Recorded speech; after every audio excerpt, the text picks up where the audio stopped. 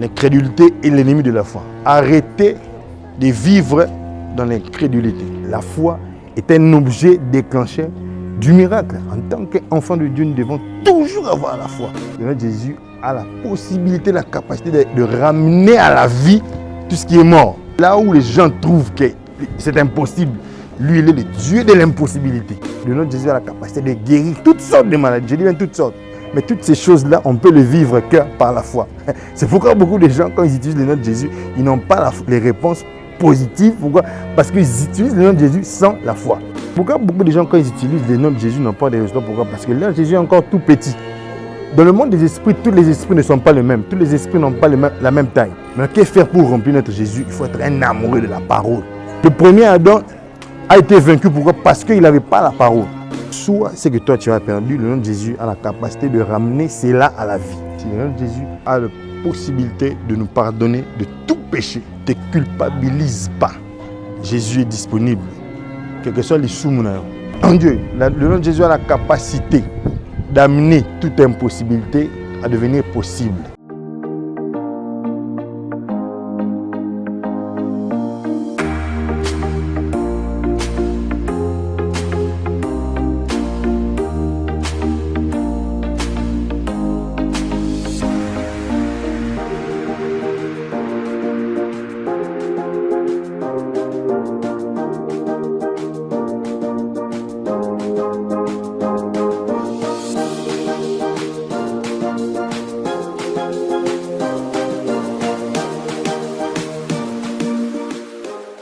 De Dieu, shalom, frères et sœurs.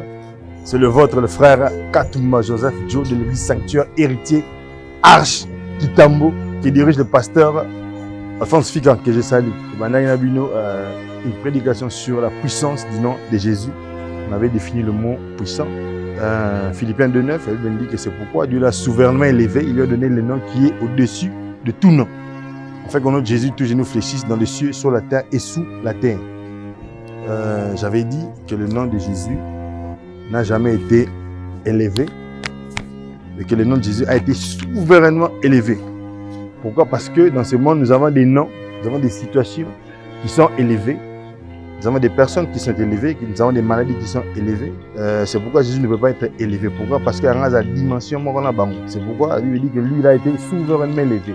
Ça veut dire que quand il y a le nom de Jésus, quand le nom de Jésus est cité devant une situation, donc toute situation est dans l'obligation de faire quoi? De s'agenouiller. C'est ça que nous dit la parole de Dieu. Que devant notre Jésus, tous les genoux fléchissent dans les cieux, sur la terre et sous la terre. On avait défini le mot fléchir. Fléchir, c'est quoi? Donc voilà, toute situation compliquée qui porte un nom puissant, devant notre Jésus, a l'obligation de s'agenouiller. On avait dit que c'est qui est Jésus. On avait dit que Jésus c'est Dieu. Il dit dans sa parole, je ne vous laisserai pas orphelin, je vous enverrai un consolateur, le Saint-Esprit, lui il sera en vous, il sera avec vous et il sera en vous. On avait dit que le autre là a été utilisé à la forme allos parakletos, ce qui veut dire toujours moi, mais sous une autre forme.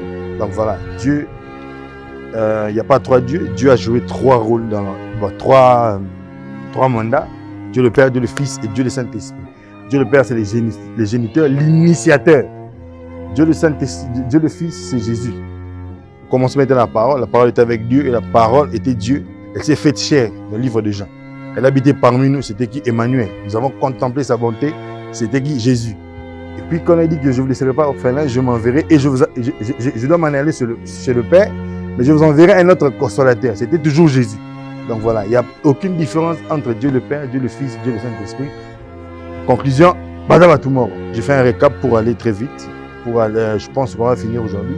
Les avantages sont les capacités du nom de Jésus. Un, vous avez dit que le nom de Jésus sauve. Deuxième avantage, soit deuxième capacité du nom de Jésus, le nom de Jésus change. Mais ici, il y avait un élément très important qu'on avait souligné quand il est venu dans la fête. Le premier miracle de Jésus, il avait changé l'eau en vin. Mais qu'est-ce qui s'était fait? Tant Aïe a commis la fête, Marie, ici on n'a plus de vin. Qu'est-ce qu'elle avait dit? Femme, mon temps n'est pas encore arrivé. Ça veut dire que Jésus est spécialiste en changement, mais ici il y a question de temps. Il faut laisser le temps, comme le dit dans le livre de Ecclésiaste, qui fait chaque chose bonne en son temps. Voilà, Jésus change. En tout cas, j'aimerais lire, pardon. Le nom de Jésus libère. On avait parlé aussi de que le nom de Jésus libère. Le nom de Jésus a la capacité de te faire sortir de toute situation compliquée. On avait même donné des versets bibliques. Je ne vais pas revenir sur ça. Parce que là, on fait un récap. Mais aujourd'hui, je commence par ici. Le nom de Jésus a la possibilité de nous pardonner de tout péché. Seul le nom de Jésus est capable de te pardonner de tout péché. J'aimerais ouvrir une parenthèse en te disant ceci. Ne te culpabilise pas. Jésus est disponible. Quels que soient les sous-meneurs, reviens à lui et lui, il est toujours disponible. Sixième chose, le nom de Jésus a la capacité de faire ce qui est impossible. Le nom de Jésus a la capacité de nous donner ce qui est impossible. Il veut dire que rien n'est impossible à Dieu.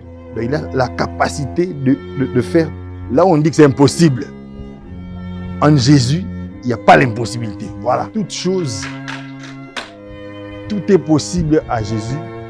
Rien n'est impossible à Dieu, mais tout est possible à celui qui croit en Dieu. Le nom de Jésus a la capacité d'amener toute impossibilité à devenir possible.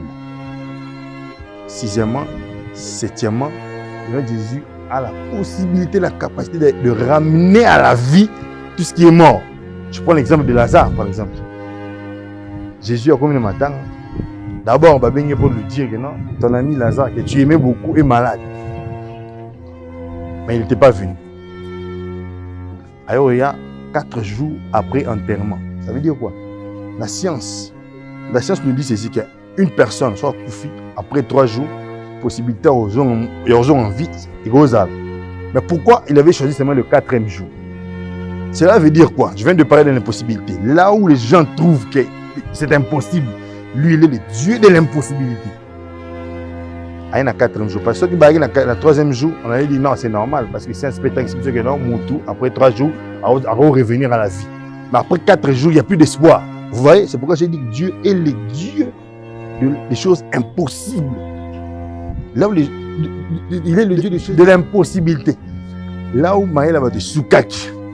Et Jésus, qu'est-ce qu'il est venu? Il est venu, il a apporté la solution.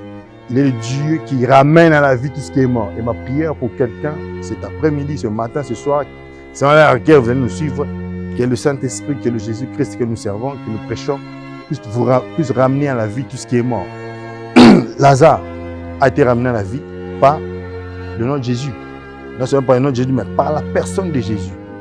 Et j'aime beaucoup ce passage qui dit que quand il est arrivé devant la tombe de Lazare, il a crié, Lazare, sors.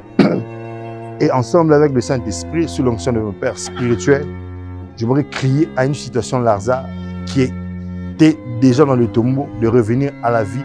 Pourquoi? Parce que nous parlons de la puissance du nom de Jésus, qui te soit fait selon ta foi. Que veut dire Lazare? Lazare symbolise quelque chose de précieux. Lazare doit symboliser quelque chose de valeur. Oyo Boumissa. Mais je veux te dire, toi qui me suis, que le nom de Jésus a la capacité de ramener, et là où on a valeur, Oyo Boumaka, Oyo Koufaka, na bon monde. Tout dépend de ta foi. Qu'il te soit fait selon ta foi. Je vais encore en ligne. Ça, c'est le 7e point.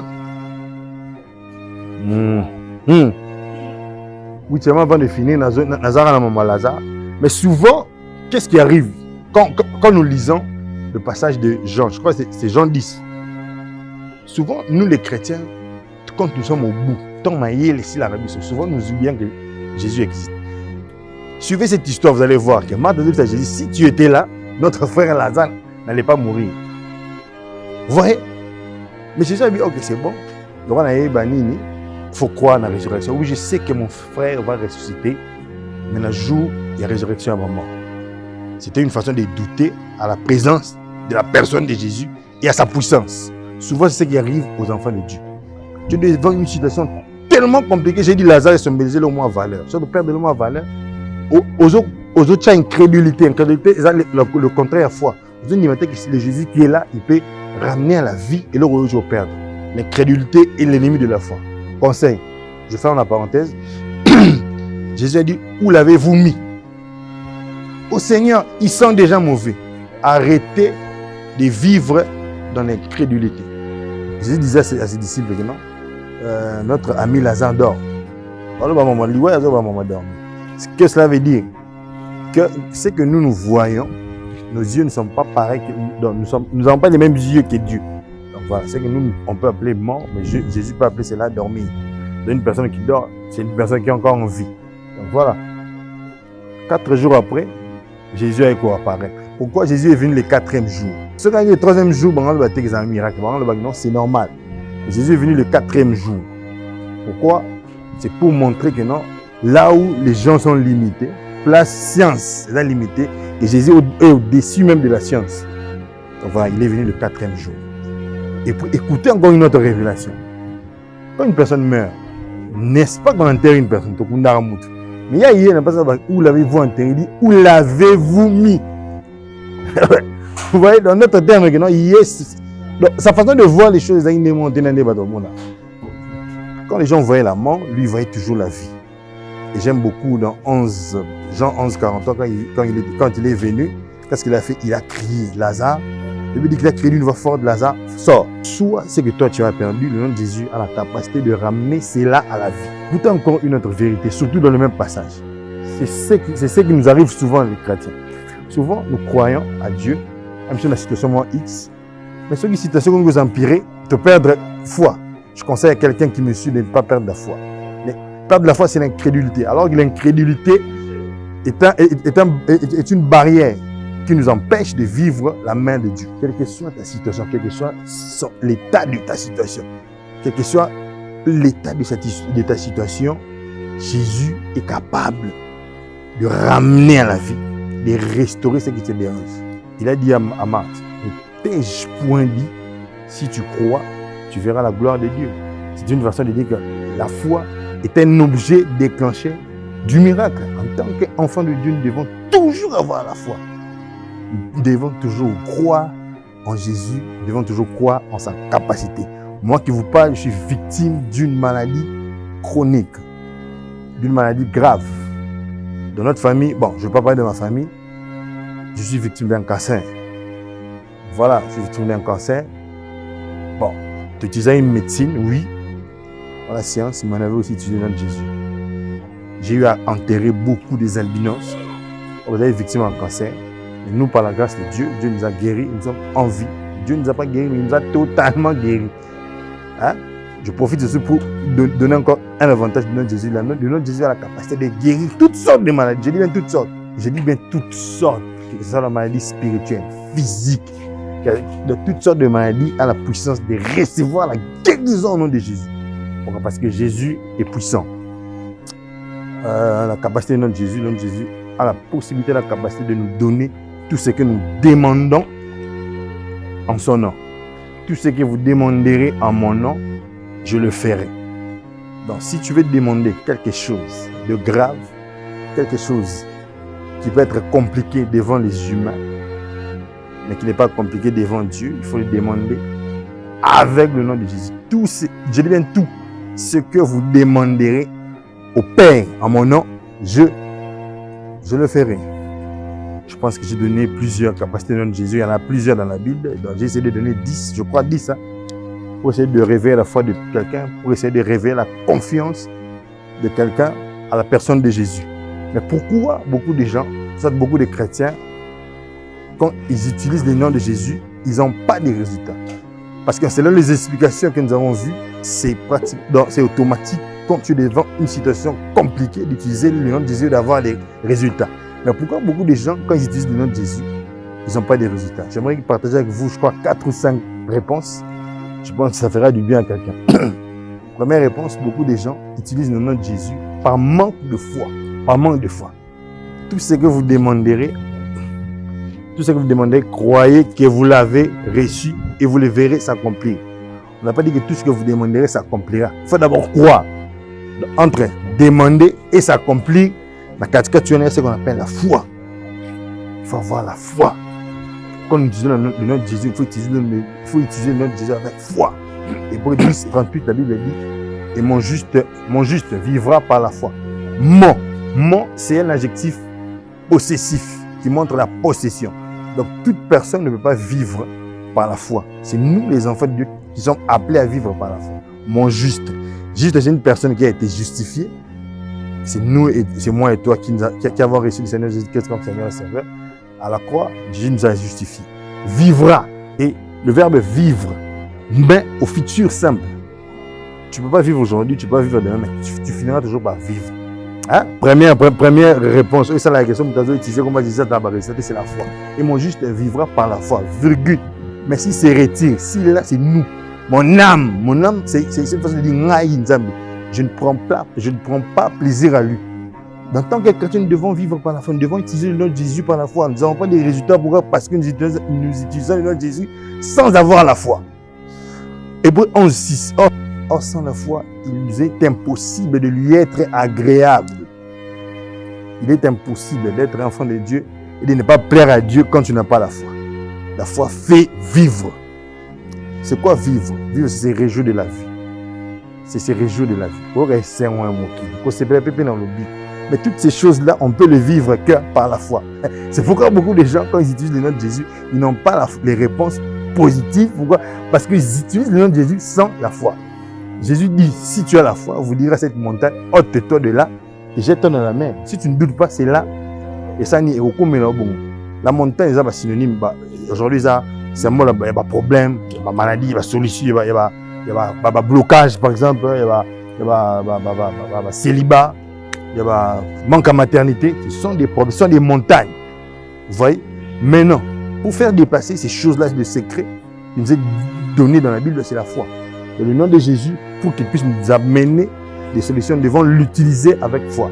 Première chose. Deuxième chose qui fait que beaucoup de gens, beaucoup de chrétiens utilisent le nom de Jésus, mais n'ont pas de résultats. Et ça que non, beaucoup de gens ont Jésus, mais beaucoup de gens, leur Jésus est encore petit. Quand nous recevons Jésus, Jésus est grand, mais quand nous le recevons, Jésus c'est comme un avion. Parce que nous avons Jésus, un avion comme ça. Façon dont on monte l'avion, nous montons la permis l'avion, c'est différent. De loin, je peux voir que non, c'est un avion, mais montons la permis la description, ils ont manqué. C'est ça Jésus.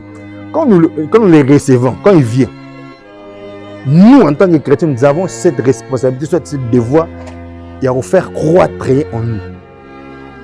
Vous voyez, c'est pourquoi beaucoup de gens, quand ils utilisent le nom de Jésus, n'ont pas de résultats. Pourquoi? Parce que leur Jésus est encore tout petit. Dans le monde des esprits, tous les esprits ne sont pas les mêmes. Tous les esprits n'ont pas la même taille. Je veux vous donner un exemple. La Bible dit, quand vous chassez un esprit d'une maison, qu'est-ce qu'il fait? Et puis il part prendre 7 qui sont plus forts que lui. Donc, si vous avez 7 démons, vous avez 7 ans, 7. Et la condition de la personne devient plus pire qu'avant. Donc voilà. Mais quand un esprit vient, quand il trouve que le Jésus que nous avons reçu est plein, et des esprits, je vous assure, tel que je suis là, par exemple, il y a des esprits qui s'amusent avec moi. Parce que quand il vient, il trouve que le Jésus qui est en moi est plein. Mais que faire pour remplir notre Jésus? Il faut être un amoureux de la parole. Vous voyez? Le premier Adam a été vaincu. Pourquoi? Parce qu'il n'avait pas la parole. Mais Jésus était capable de vaincre le diable. Le diable a attentat au Jésus. 40 jours, 40 nuits à prier, il y a jeûne. Abimi, a eu tentation. Mais là, il est vainqueur. C'est parce qu'il a fait la parole. Le diable il est écrit. Alors, il est écrit. En tant que chrétien, nous avons ce devoir de remplir notre Jésus en nous basant sur la parole, en nous accrochant à la parole de Dieu. C'est le deuxième secret. Troisième chose, qu'est-ce qui fait que Jésus, quand nous utilisons son nom, mais nous n'avons pas de résultats, beaucoup de gens ne sont pas en contact avec la personne de Jésus. J'avais dit ça, je crois bien, dimanche passé, au Kuna, quand nous parlons d'un nom, nous voyons une personne. Donc, Jésus est une personne. Aujourd'hui, c'est le Saint-Esprit. Beaucoup de gens utilisent le nom de Jésus, mais beaucoup de gens ne sont pas en contact avec la personne de Jésus. Et que faire pour être en contact avec la personne de Jésus? C'est la parole et la prière. C'est pour ça, pour le deux, la condition est en prier sans cesse. Pour que le livre de la loi est sur un point de votre bouche. Vous voyez, ce sont les mêmes conditions. Donc, en d'autres termes, nous devons être des hommes de prière. Nous devons être des personnes qui méditons et qui lisons la parole de Dieu. La preuve, l'histoire du fils de Skeva. Nous te chassons au nom de Jésus que Paul prêche. Écoutez la réponse du démon. Nous connaissons Paul. Nous connaissons aussi Jésus. En d'autres termes, nous, dans le monde des esprits, nous connaissons que c'est Jésus qui est notre maître parce que nous sommes des esprits. Nous connaissons la relation que Paul a avec Jésus. Mais vous là, on ne vous connaît pas. Il lui dit, et vous qui êtes vous? Vous avez utilisé le nom de Jésus, oui ou non? Oui. Mais qui êtes-vous? Tout le monde la relation entre vous avec le Jésus dont vous parlez là. Jésus va obéir la tour. Et bien dit que non, c'est des démons, le fils de Sceva, et puis Mitakala. Donc voilà 3 secrets que je partage avec vous. Et je peux ajouter un 4e, c'est la peur. Beaucoup de gens utilisent le nom de Jésus avec peur. Il y a un résultat et ils en ont bouclier. La peur n'est pas de Dieu. Je ne parle pas de la peur naturelle. La peur naturelle, c'est normal. Mais je parle de la peur diabolique. Cette peur n'est pas de Dieu. Voilà 4 vérités que j'ai partagées avec vous sur pourquoi quand beaucoup de gens utilisent n'ont pas de résultats quand ils utilisent le nom de Jésus, premièrement, parce qu'ils utilisent le nom de Jésus par manque de foi. Deuxièmement, c'est parce que beaucoup de gens ont Jésus, mais ils ne font pas cet effort de faire grandir leur Jésus. Et troisièmement, beaucoup de gens ne sont pas en contact avec la personne de Jésus. Et puis quatrièmement, beaucoup de gens ne sont pas en contact. Et quatrièmement, parce que beaucoup de gens utilisent le nom de Jésus avec peur. Alors que l'ennemi de la foi, c'est aussi la peur. Je pense que ce message fera du bien à quelqu'un. Et ma prière pour quelqu'un, nous allons prier. Éternel Dieu puissant, nous allons parler de ta part. Esprit de Dieu, esprit de puissance, esprit de vérité, esprit de sagesse. La Bible nous démontre que tu es puissant, que tu es au-dessus de toutes choses. Et que devant ton nom, tous genoux fléchissent. Je viens crier comme tu l'as fait devant la tombe de Lazare. Pour quelqu'un qui est dans des situations compliquées, soit pour quelqu'un qui a déjà perdu espoir, soit pour quelqu'un qui a déjà enterré quelque chose de précieux. Et que toute personne qui suivra cette émission avec foi, qu'il puisse recevoir les bénédictions qui sont attachées derrière ton nom. Au nom de Jésus, victime d'un cancer, ton nom est grand, ton nom est puissant. Et aucun nom ne peut résister le vent. Le nom de Jésus nous dit la Bible dans Philippiens 2,9. J'ai pris pour toute situation compliquée qui résiste dans la vie de mon frère et de ma sœur. Je prie contre toute situation qui persiste de lâcher prise au nom de Jésus. Je ramène à la vie comme tu as crié dans Jean 11 devant la tombe de Lazare. Et Lazare était ressuscité. J'ai prié pour la résurrection de quelqu'un. J'ai prié pour quelqu'un qui était malade. J'ordonne à la guérison de le suivre au nom de Jésus. Pourquoi? Parce que la Bible dit que nous sommes guéris de toutes sortes de maladies par ton nom. Le nom de Jésus a la puissance et la capacité de donner une guérison à toutes sortes de maladies. Laisse que la guérison puisse être votre partage. J'ai prié pour quelqu'un qui est accablé par le célibat et je relâche le mariage au nom de Jésus. Je libère la victoire de la croix sur toi qui me suis avec foi au nom de Jésus-Christ de Nazareth. Je l'avais bien dit que Lazare avait dit quelque chose de précieux. Toi qui as perdu quelque chose de précieux, j'ordonne à la résurrection de te suivre et de ramener ce que tu avais perdu fois 1000 au nom de Jésus. Qu'il te soit fait selon ta foi. N'oubliez pas que mon juste vivra par la foi.